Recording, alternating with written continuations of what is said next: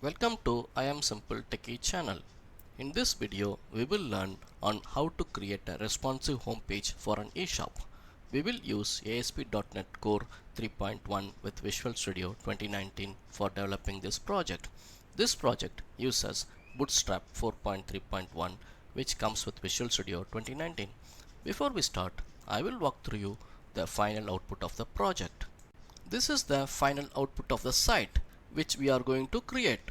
I have created this site as a bootstrap site with only 8 rows. This site uses some of the important bootstrap classes to render across various screen resolution.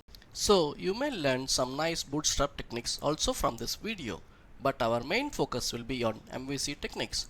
To understand the site well, we will keep a relative name for all the rows of the page. First is row number 1. Navigation menu items are placed in this row and it is the topmost row of the page. So we will name this row as header row. This row is created by MVC. We have very less work to do on this row. I will cover that during the development. Next is row number 2. Notification messages are displayed in this row and we will name this row as notification row. Next is row number 3. Image slider is displayed on this row. Image sliders are otherwise called as carousel. We will name this row as carousel row. We will develop these 3 rows first in the project and then we'll move on to the other rows. Let us create the project now. Start the Visual Studio 2019. Click Create a new project located at the right side corner. Select ASP.NET Core Web Application in the listed templates. Then click Next button located at the right side bottom corner of the screen. It is best practice to give a relative name to the projects. We will name this project as Demo eShop. And I will store this project in the Demo eShop folder in the D drive.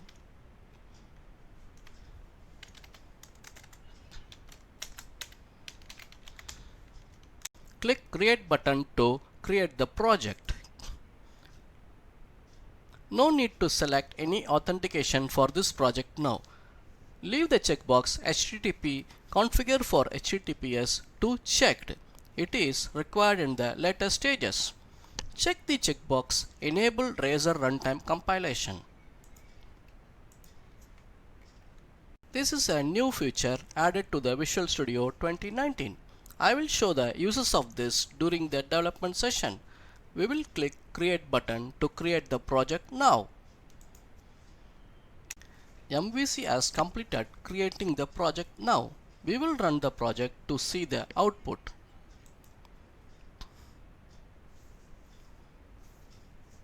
Let us compare the output with the final output.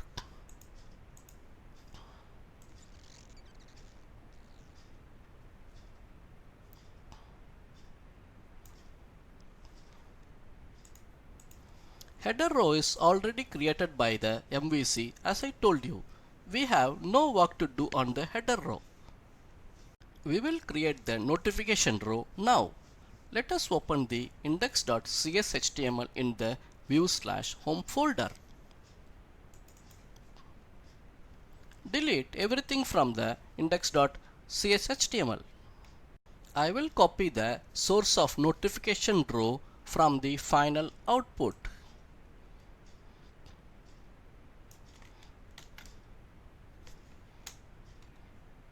I have pasted the notification row copied from the final output. Let us save and see the output.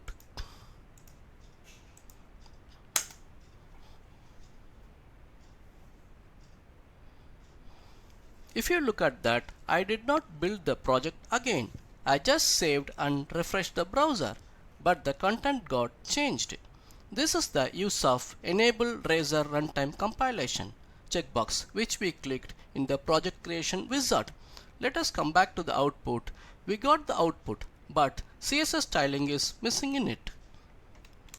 Let us add the CSS styles for it. MVC recommends us to add the CSS styles in the site.css.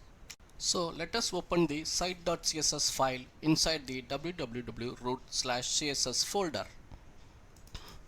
I copied the CSS class from the final output and pasted in the site.css. Let us save the site.css and see the output.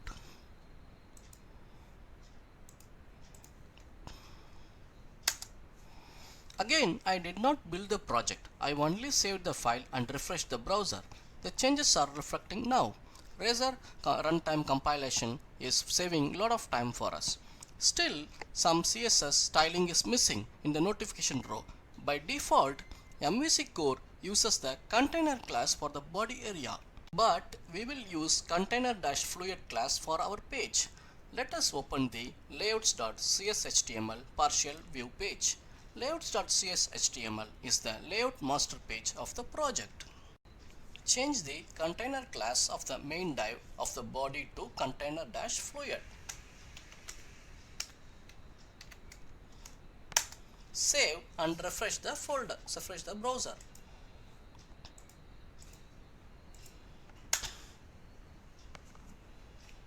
After changing to container-fluid, the output is almost matching with the final output. Still, some minimum style is missing. The final output is using the no padding class for the body main div. So, we will copy the no padding class from the final output. I am pasting the no padding class to site.css. Now, we have added the no padding class to the main div of the body tag.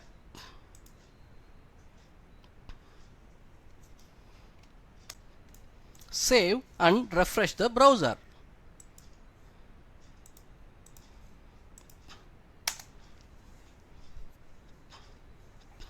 Now our output is almost matching with the final output, but there is a blank row between header and notification row. That's because MVC adds bottom margin 3 class to the nav tag. We will remove the MB-3 class from the nav tag. Save and refresh the browser.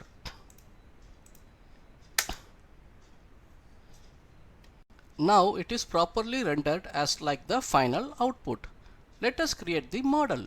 Select the models folder, right click and then click add, then new item, then give the name as smartrowmodel.cs.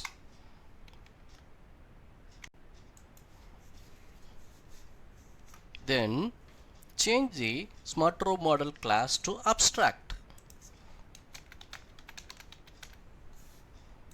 Then smartrowmodel class will have a public read-only property named CSS class.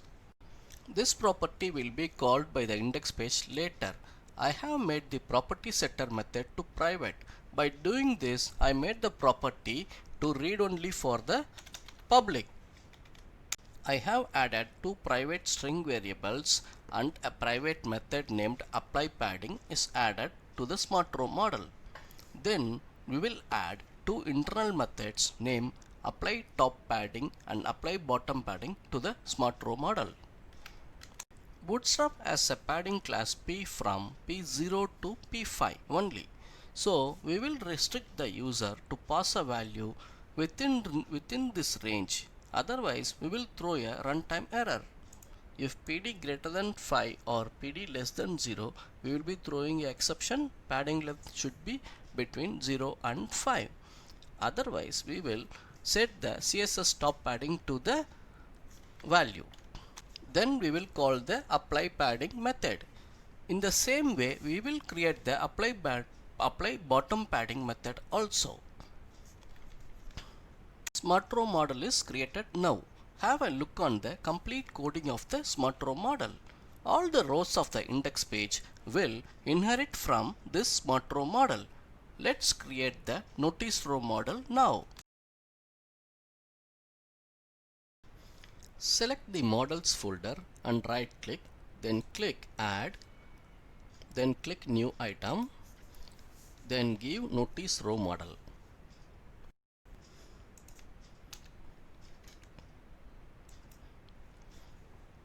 Inherit the notice row model from smart row model.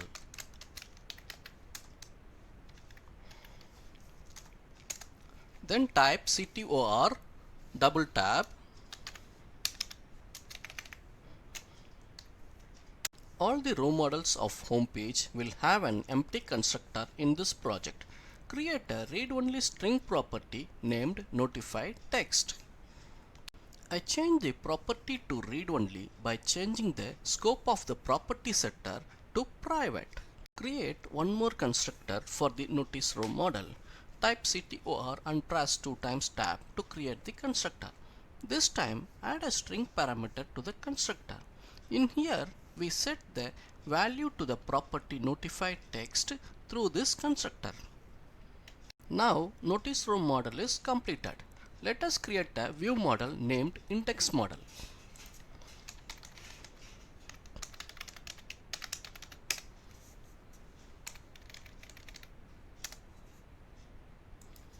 This is the main model which will be binded to the index view. In the index model, let us add a read-only property of type notice row model.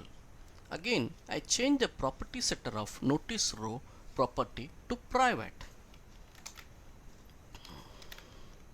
I have added a method named load default values to load the default values, and I am calling this method in the constructor of the index model. In this method, I am creating the instance of notice row model and assigning to the notice row property of our index model. We are almost done now. Now open the home controller.cs in the controllers directory. If you see the index method, it is returning an empty view, but we want to pass the index model to the view page. So we will change the code slightly. I have slightly changed the method to pass the index model to our view page. We are done with the home controller for now. Let us open the index.cshtml inside the views/home folder. We will declare the model type at the top of the page. We are doing this to have the IntelliSense suggestions list for methods and properties of the index model. Using the Razor code, we will call the CSS property of notice row model from the model's notice row property. Then we will call the notify text property of notice row model from the model's notice row property.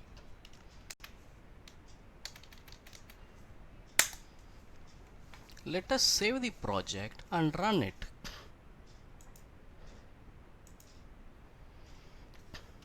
Perfect. The output is exactly matching with the final output. Now, if we want to change the notice text to something else like hurry, up to 70% discount for the first 100 orders, we can easily change the text in the view model without disturbing any of the HTML code. That's great. Let's save and run the project again. Now we are done with the notice row. Next is carousel row. Please watch the part 2 of this video to learn on how to create the carousel row. Thanks for watching. Bye for now.